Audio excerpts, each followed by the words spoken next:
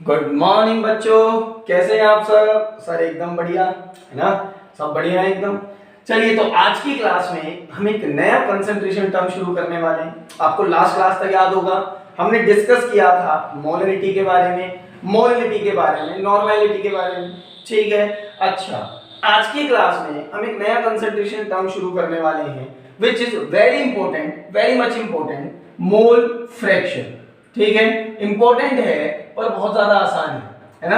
आप 1 मिनट में सीख जाओगे कि मोल फ्रैक्शन क्या होता है ना, और 1 मिनट में आप निकालना सीख जाओगे मोल फ्रैक्शन।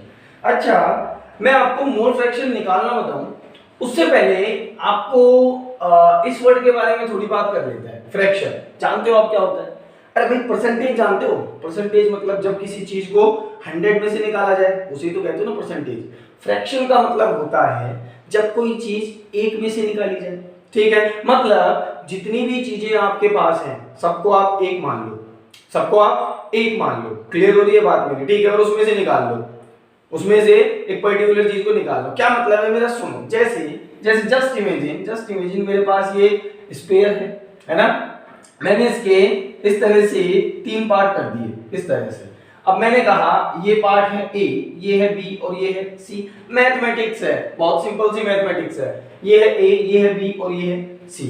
अब मैं आपसे पूछूं कि ए इस स्फीयर का कितना फ्रैक्शन है, तो आप कैसे निकालेंगे ए का फ्रैक्शन? आप कहेंगे सर ए का पार्ट कितना है, ठीक है, डिवाइडेड बाय टोटल पार्ट कितना है, ऐसे ही तो निकालोगे। अरे जस्ट इमेजिन कि ये जो पार्ट है ये 50 सेंटीमीटर का है ना, ये 25 सेंटीमीटर का, ये 25 सेंटीमीटर का। तो मैंने कहा ए का फ्रैक्शन कितना है, तो आप कैसे निकालोगे? सर बहुत आसान है, ए का पार्ट अपॉन में टोटल पार्ट, और टोटल पार्ट कितना हो रहा है? ये 100। ए का फ्रैक्शन कितना हो जाएगा? हाफ। क्लियर हो रही है बात मेरी? चलिए, कोई दिक्कत नहीं है, नहीं भी हो रही है तो इतना क्लियर रखना अपने दिमाग में कि फ्रैक्शन का मतलब क्या होता है जब किसी चीज को 1 में से निकाला जाए।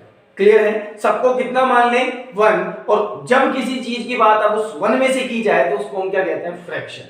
क्लियर होती है बात मेरी? अब थोड़ा समझते हैं मोल फ्रैक्शन को। देखिए, आपको मैंने पढ़ाया था कि एक सॉल्यूशन कैसे बनता है। मैंने बताया था आप लोगों को, अरे मिक्सचर्स की बात कर रहे हैं ना, सॉल्यूशन की कैसे बनता है? सर 2 कंपोनेंट से बनता है, एक होता है सॉल्यूट और एक होता है सॉल्वेंट। बोलो हाँ कि ना? बिल्कुल सर। ठीक है, इसके कुछ मोल डिसॉल्व होंगे इसके कुछ मोल्स के अंदर, हाँ या ना? अरे भाई, सॉल्यूट के कुछ नंबर ऑफ मोल्स डिसॉल्व होंगे सॉल्वेंट के कुछ नंबर ऑफ मोल्स के अंदर, हाँ कि ना? बिल्कुल सर। इन सभी मोल्स को हमें कितना मान लेना है? 1।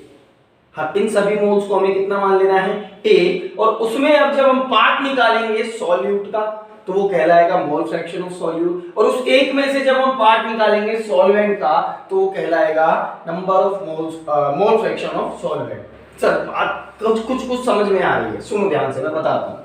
जस्ट इमेजिन मेरे पास कोई सॉल्यूट है, इसको मैं ए से लिख रहा, मेरे पास कोई सॉल्वेंट है, इसको मैं बी से लिख रहा। अभी समझ में आएगा, चिंता नहीं, घबराना नहीं है। मैंने कहा ए कोई पार्ट है, फर्स्ट कोई पार्ट है सॉल्यूट, उसको मैं ए से लिखा, और एक पार्ट है सॉल्वेंट, उसको मैं बी से लिखा। 2 ही कंपोनेंट तो होते हैं। मैंने कहा कि ए के मोल है Na, कितने? Na। मैंने कहा कि ए के कितने मोल्स है मेरे पास? Na। और बी के कितने मोल है मेरे पास? Nb। बोलो क्लियर हो रही है बात मेरी? ठीक है, मैंने कहा कि सॉल्यूशन बनाया है, ए के Na मोल लिए हैं, बी के Nb मोल लिए हैं। मुझसे कहा कि ए का मोल फ्रैक्शन निकालो। क्या निकालना है आपको? कैलकुलेट मोल फ्रैक्शन ऑफ ए। अब जरा याद करो, मैंने अभी क्या किया था? मुझे उस 50% वाले का निकालना था, तो मैंने क्या किया था? उसका परसेंटेज रखा, अपॉन में टोटल रखा। यहां भी यही करना है। कैसे निकलेगा मोल फ्रैक्शन ए का? Sir number of moles of A, ठीक है, number of moles of A divided by total moles of solution. Total moles of solution. कुछ बात समझ आ रही? अरे ए के मोल कितने हैं? Sir Na। टोटल मोल कितने हैं? Sir Na plus Nb। तो ए का मोल फ्रैक्शन क्या हो जाएगा? Na by Na plus Nb। Clear होती है बात मेरी? ठीक है, और मोल फ्रैक्शन को हम रिप्रेजेंट करते हैं इस साइन से। इसको x नहीं बोलते, इसको बोलते हैं जीटा। क्या है ये? जीटा। क्या बोला जाता है इसको? जीटा। ठीक है, अब ए का मोल फ्रैक्शन है तो हमने लिखा जीटा ए। क्या होगा zeta A? Sir number of moles of A divided by total number of moles. कुछ कुछ बात समझ आ रही आएगी और अच्छे से आएगी। मेरे को कहा कि बी के मोल फ्रैक्शन निकालो, मुझसे इसी क्वेश्चन में क्या कह दिया, बी के मोल फ्रैक्शन निकालो, तो मैंने कहा बी का मोल फ्रैक्शन मतलब जीटा बी। तो कैसे निकलेगा, जिसका फ्रैक्शन निकाल रहे उसके moles divided by total moles. अच्छा किसका निकाल रहे, बी का, तो बी के मोल्स कितने हैं एन और टोटल मोल्स कितने हैं Na प्लस Nb। बोलो बहुत आसान चीज है, क्लियर हो रही है बात मेरी, ठीक है। अभी मैंने कहा कि zeta A mole fraction of A, जिसका फ्रैक्शन निकालना है उसके मोल अपॉन में टोटल मोल, जिसका फ्रैक्शन निकालना है उसके मोल अपॉन में टोटल मोल। कुछ कुछ बात समझ में आ रही है। जैसे एक और एग्जांपल देता हूं मैं आपको, एक और एग्जांपल देता हूं। जस्ट इमेजिन कि मेरे पास एक सॉल्यूशन है ना, और उस सॉल्यूशन के 3 या 4 कंपोनेंट है, 3 कंपोनेंट है ना। एक सॉल्यूशन है और इस सॉल्यूशन के 3 कंपोनेंट है ना। एक है ए, ठीक है, एक है बी, एक है सी। हो सकते हैं कि 3 कंपोनेंट, अरे हो सकते हैं ना, पानी में नमक भी डाल दो चीनी भी डाल दो, तो एक कंपोनेंट तो पानी हो गया, एक कंपोनेंट चीनी हो गया और एक कंपोनेंट आपका नमक हो गया। क्लियर हो रही है बात मेरी, है ना। नमक और चीनी दोनों क्या है, सॉल्यूट, दोनों क्या है सॉल्यूट, पानी क्या है सॉल्वेंट। मैंने बताया था आपको इस तरह के भी सॉल्यूशन हो सकते हैं जिनमें 2 से ज्यादा कंपोनेंट हो। क्लियर हो रही है बात मेरी। जनरली वो हमें देता नहीं है क्वेश्चन में, इसलिए हम उस पर ज्यादा बात नहीं करते, पर हो तो सकता है। क्लियर हो रही है बात मेरी। अल्दो उनमें सॉल्वेंट हमेशा एक रहेगा, बाकी सब क्या रहेंगे, सॉल्यूट। जैसे मैंने कहा कि यहाँ पर ए, जस्ट इमेजिन ए क्या है, सॉल्वेंट। अब बी और सी अंडरस्टूड है, क्या हो जाएंगे, सॉल्यूट। ये भी क्या हो जाएगा, सॉल्यूट। क्लियर, जैसे पानी, नमक और चीनी। क्लियर हो रही है बात मेरी। अच्छा मुझसे कहा कि ए का मोल फ्रैक्शन बताओ, कैसे निकालोगे, मोल फ्रैक्शन ऑफ ए कैसे रिप्रेजेंट करोगे, जीटा ए से बराबर होगा किसके, ए के मोल्स, भाई जिसका मोल फ्रैक्शन निकाल रहे हो उसके मोल्स। कितने मोल्स हैं इसके, Na। अरे कितने मान लें इसके मोल्स, Na, ठीक है। इसके कितने मान लें, Nb, और सी के मोल्स कितने मान लें, Nc। तो मैंने कहा जिसका मोल फ्रैक्शन निकाल रहे उसके मोल अपॉन में टोटल मोल्स कितने हो गए, Na plus Nb plus Nc। बोलो क्लियर होती है बात मेरी, ठीक है। फिर मैंने कहा कि बी के मोल फ्रैक्शन निकालो, तो आपने कहा निकाल देंगे सर। बी का मोल फ्रैक्शन Nb अपॉन में Na plus Nb plus Nc total moles. Clear हो रही है बात मेरी। मेरे से कहा मोल फ्रैक्शन ऑफ सी निकालो, मैंने कहा निकाल देंगे, कौन सी बड़ी बात है, Nc, ठीक है। उसके मोल जिसका मोल फ्रैक्शन निकाल रहे अपॉन में टोटल मोल्स। टोटल मोल्स बोलो Na plus Nb plus Nc। बोलो कुछ कुछ बात समझ आई होगी अब कि मोल फ्रैक्शन निकालते कैसे, है ना। बहुत ही आसान है निकालना। जिसके मोल फ्रैक्शन निकालना आपको कंपोनेंट का, जिस कंपोनेंट का निकालना उसके मोल डिवाइडेड बाय टोटल मोल्स, ठीक है। एक एग्जांपल करते हैं, प्रैक्टिकल एग्जांपल करते हैं, सुनो ध्यान से। मुझसे कहा कि आपके पास 4 मोल्स ऑफ NaOH है ना, प्लस आपके पास 12 मोल्स ऑफ वाटर है, ऐसा मुझको बोला।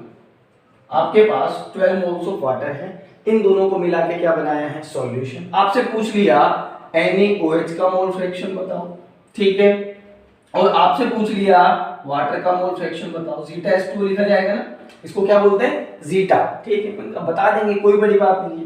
मैंने कहा जीटा NaOH will be equals to 4 moles है NaOH के। अरे कैसे निकालोगे, जिसका मोल फ्रैक्शन निकालना उसके मोल्स कितने, मैं यहां अभी NaOH लिख रहा हूं अपॉन में टोटल मोल्स। टोटल मोल्स मतलब number of moles of NaOH plus number of moles of water, दो ही तो कंपोनेंट हैं, टोटल मोल्स इन दोनों से ही तो निकलेंगे। NaOH के कितने मोल, सर 4 मोल। वाटर के कितने मोल, सर 12 प्लस 4 NaOH के, ठीक है। कितना है यहाँ, sir 4/16 which is equals to 1/4। बोलो हाँ या ना, सॉल्व करो जब और आगे सॉल्व किया तो 0.25। बोलो क्लियर होती है बात मेरी, ठीक है। अच्छा फिर मेरे से कहा जीटा H2O, जीटा H2O इसको भी निकालो, तो मैंने कहा निकाल देंगे, कोई बड़ी बात नहीं है। कैसे निकालोगे, number of moles of H2O divided by number of moles of H2O plus number of moles of NaOH, ऐसे ही निकलेगा। जिसका मोल फ्रैक्शन निकाल रहे उसके moles divided by total moles. कर दो, H2O के कितने मोल्स है भैया, 12 डिवाइडेड बाय टोटल मोल्स कितने हैं, 16। कितना आया, 3/4 which is equals to 0.75। बोलो हाँ कि ना। अच्छा एक बात और देखना, कि यहां पर zeta NaOH plus zeta H2O का सम किसके इक्वल आया, जरा देखो ये कितना आया 0.25, ये कितना आया 0.75, 0.25 ऐसे कर रहा हूं मैं, अभी देख लो ऐसे ही कर रहा हूं। 0.25 प्लस 0.75 किसके इक्वल आया 1 के। किसके इक्वल आया ये 1 के। एक और सवाल करते हैं, इसको मैं लिखा रहने देता हूं, यहाँ पे कुछ फील कराना है इसलिए मैंने यहाँ लिखा इसको ऐसा, अभी लिखा रहने देते हैं, ठीक है। ये निकालना आ गया होगा आपको कि मोल फ्रैक्शन कैसे कैलकुलेट करेंगे। मैंने कहा सॉल्यूशन में दो कंपोनेंट थे, मैंने इन दोनों के मोल फ्रैक्शन आसानी से कैलकुलेट कर लिए। मैंने ऐसे ही ये जो मोल फ्रैक्शन है ना, इनका सम देखा, किसके इक्वल आया 1 के। किसके इक्वल आया 1 के। क्लियर इतना? अच्छा, सेकंड क्वेश्चन देखो, मुझसे कहा है कि 46 gram of ethyl alcohol C2H5OH dissolve किया हुआ है 54 ग्राम ऑफ वाटर में। ध्यान से देखना, कितने वाटर में? 54 ग्राम ऑफ वाटर में। आपसे कहा फाइंड जीटा C2H5OH, ठीक है, and also find zeta H2। दो चीजें फाइंड करनी है, मोल fraction of ethyl alcohol, mole fraction of water. कर लेंगे क्या? करते हैं सर, कोशिश करते हैं। सॉल्यूशन देखो इसका। भाई देखो एक बात बताओ, जीटा C2H5OH कैसे निकलेगा? मोल फ्रैक्शन है तो सर ऐसे निकलेगा, number of moles of C2H5OH divided by number of moles of C2H5OH plus number of moles of water. अरे हाँ कि ना भाई, ऐसे ही तो निकलेगा ना, C2H5OH के मोल अपॉन में टोटल मोल। अच्छा सर C2H5OH के मोल्स तो है ही नहीं, मुझे तो ग्राम में मास दिया है। निकाल लेंगे number of moles of C2H5OH। कैसे निकालोगे? C2H5OH गिवन मास अपॉन में मोलर मास। कितना होता है C2H5OH का मोलर मास? 46। तो कितने मोल आए इसके? 1। तो सर इसके कितने मोल आए? 1 डिवाइडेड बाय 1 प्लस H2O के मोल बताओ।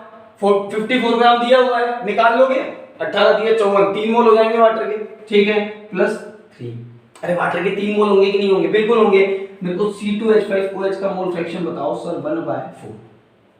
हाँ है ना? बिल्कुल सर 1/4 होगा। अच्छा सुनो देखो जरा ध्यान से, मेरे से कहा कि जीटा H2O भी निकालो, तो मैं निकाल लूंगा H2O के मोल divided by total mole. Total mole कितने हैं? 4। अरे H2O के मोल 3 है ना? निकालेंगे, मैंने यहाँ निकाल के बता देता हूँ। Number of moles of water will be equals to क्या sir? Number of mole fraction of water will be equals to क्या? Number of moles of water कितने हैं? 3 है ना, डिवाइडेड बाय, ये तो मैं नीचे ही निकाल रहा था, I am really sorry, number of moles of water will be equals to given mass upon में मोलर मास। ये निकालना था। 3 कभी-कभी दिमाग डाइवर्ट हो जाता है ना। Number of moles of water will be equals to given mass upon molar मास।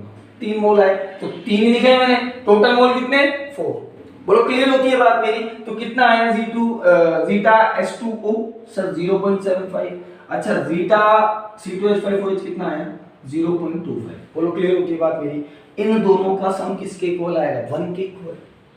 किसके इक्वल आएगा? 1 के इक्वल। कुछ बात फील हो रही कि अगर सॉल्यूशन में 2 कंपोनेंट हैं, 3 कंपोनेंट हैं, 4 कंपोनेंट हैं, 5 कंपोनेंट हैं, डजंट मैटर, सबके मोल फ्रैक्शन का सम, आई रिपीट, सबके मोल फ्रैक्शन का सम हमेशा 1 के इक्वल आएगा। यहां एक बहुत इंपॉर्टेंट बात लिख सकता हूं मैं कि sum of the mole fraction of the different component of the different components present in the solution will be equals to क्या? 1। और ये बहुत इंपॉर्टेंट बात लिखी है ना, बहुत ज्यादा इंपॉर्टेंट, बहुत काम आएगी। और एक्चुअली में ये बात मुझे बताने की जरूरत नहीं थी। मैं शुरू में ये बोला कि मोल फ्रैक्शन या फ्रैक्शन एक में से ही निकाला जाता है। अब सबके फ्रैक्शन जोड़ोगे तो किसके इक्वल आएंगे? 1 के।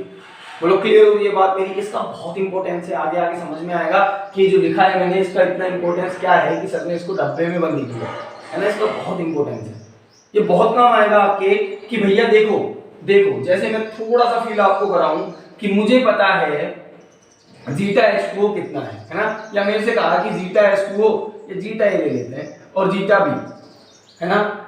इन दोनों में से आपने जीटा ए कैलकुलेट कर लिया, जीटा बी आपको कैलकुलेट करना है। आपको पूरी कैलकुलेशन की जरूरत नहीं है, जितना जीटा ए आया उसको 1 में से घटा दो। अरे इस स्टेटमेंट का मतलब क्या है कि 2 कंपोनेंट हैं, जीटा ए और जीटा बी, उन दोनों कंपोनेंट या 3 हो या 4 हो या 5 हो कोई फर्क नहीं पड़ता, जीटा ए प्लस जीटा बी दो कंपोनेंट की बात करते हैं, इन दोनों का सम हमेशा किसके इक्वल आएगा 1 के।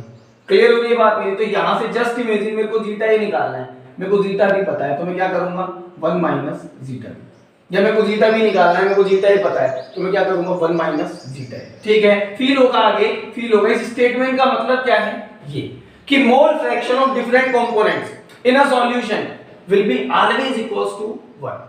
क्लियर है बात मेरी? ठीक है, एक और क्वेश्चन हम इसका कर लेते हैं, एक और क्वेश्चन हम इसका कर लेते हैं, थोड़ी और राहत मिलेगी आप लोगों को। देखो मुझसे कहा कि इस बार आपके पास 2 मोल्स ऑफ C2H5OH है, ध्यान से देखना, और आपके पास 3 मोल्स वाटर है, 3 मोल्स वाटर है, तो मुझे बताओ जीटा C2H5OH निकाल लोगे। सर C2H5OH के मोल 2 अपॉन में टोटल मोल कितने हैं 5। बोलो क्लियर होती है बात मेरी? जीटा H2 निकाल लोगे, बिल्कुल निकाल लेंगे सर।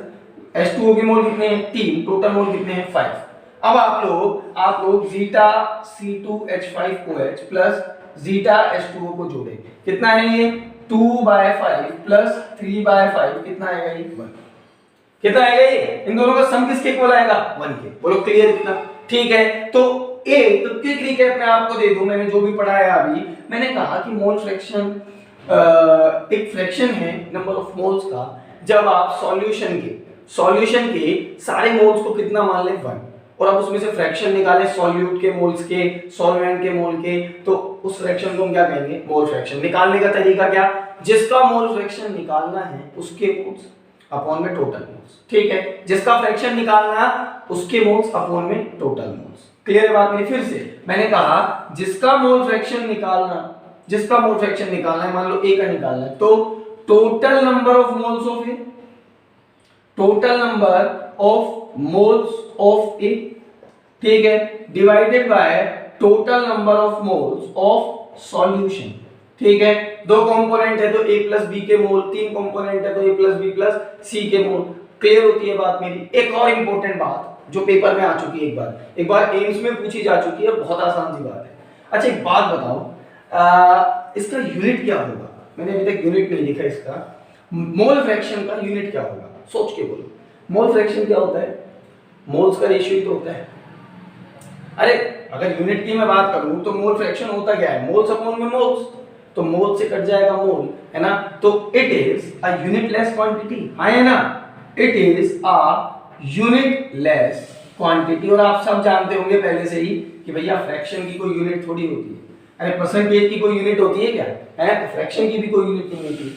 क्लियर हो रही है बात मेरी? फ्रैक्शन की कोई यूनिट नहीं होती है, याद रखना। और यहां से भी फील होता है कि ऊपर मोल्स नीचे मोल्स, मोल से मोल कट जाएगा तो कैसी क्वांटिटी आएगी? यूनिटलेस, है ना? एक बार क्वेश्चन पूछा गया था ये कि which of the following is unitless quantity, है ना? तो उसमें मोल फ्रैक्शन ऑप्शन था, है ना? मोल फ्रैक्शन था और 2-3 ऑप्शंस और थे जो इस चैप्टर में से नहीं थे।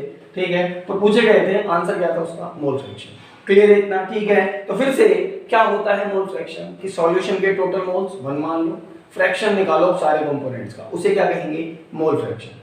क्लियर हो रही है बात मेरी? ठीक है, फिर एक और इंपॉर्टेंट बात देखी कि यूनिटलेस क्वांटिटी है, और एक और इंपॉर्टेंट बात कि जो सम होगा डिफरेंट कंपोनेंट्स का, डिफरेंट कंपोनेंट्स के मोल फ्रैक्शन का सॉल्यूशन में, वो किसके इक्वल आएगा? हमेशा 1 के। किसके इक्वल आएगा? 1 के। ठीक है, ये इसको समझाने के लिए मैंने आपको 2-3 एग्जांपल दिए हैं। ठीक है, तो एक बार इसको वापस से देख लें, है ना? कोई भी डाउट रह गया हो आप मुझसे पूछ सकते हैं। ठीक है, इसके कुछ न्यूमेरिकल्स मैं आपको करने के लिए दे रहा हूं, है ना? कुछ अच्छे न्यूमेरिकल्स दे रहा हूं इसके करने के लिए। ठीक है, उनमें कोई दिक्कत आती है तो आप उससे पूछ सकते हैं। ठीक है, थैंक यू।